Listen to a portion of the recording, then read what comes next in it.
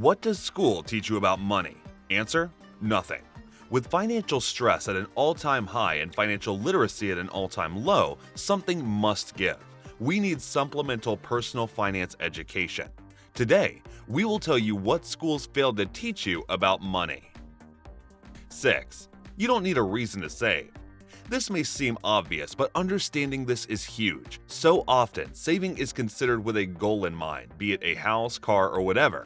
Saving for a goal makes sense in a predictable world, but our world isn't predictable.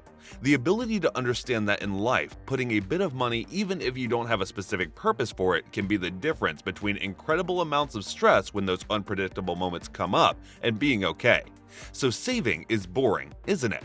Yes, it is. Although what the outcome of saving can bring you, that can generally change your life going forward. However, if you are always only doing it when it is in preparation for a specific goal, which, let's face it, is normally a buying a thing, then it can then get entirely depleted. If that happens, when you will lose the real benefit of huge savings, the protection and flexibility against uncertainty. 5. You are your most valuable asset.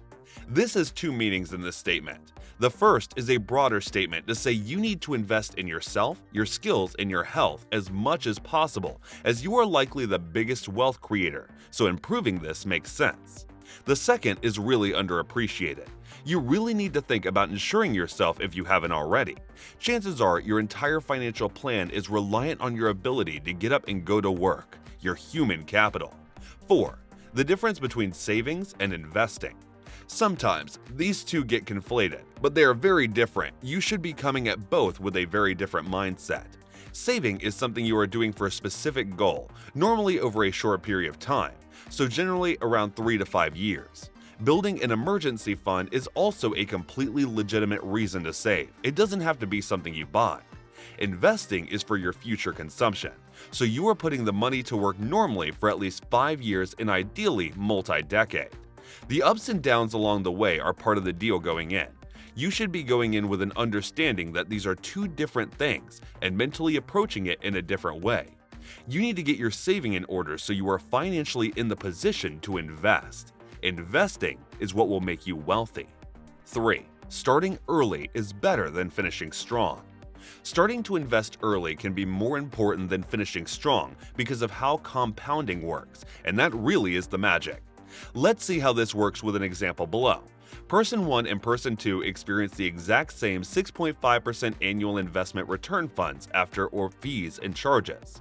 The only difference is when and how often they save. Person 1 invests $10,000 per year beginning at age 25. At age 35, they stop. They have invested for 10 years and $100,000 total. Person 2 invests the same $10,000 but begins where Person 1 left off at age 35. They begin investing at age 35 and continue the annual $10,000 investment all the way until they retire at age 65. Person 2 has invested for 30 years and $300,000 total. Person 1 ends up with $950,588.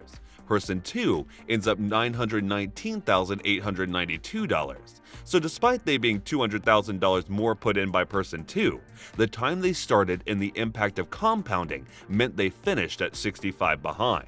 2. Risk is generally misunderstood. One of the biggest differences between a successful investor or a financial professional and someone who's just learning is that experienced investors don't associate risk as just volatility. Volatility is how much investment goes up and down. It is a completely natural byproduct of a functioning market.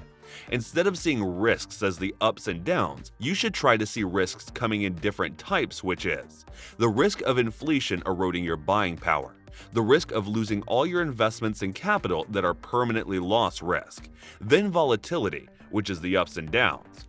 1. Money can't buy you happiness, but it can give you choice.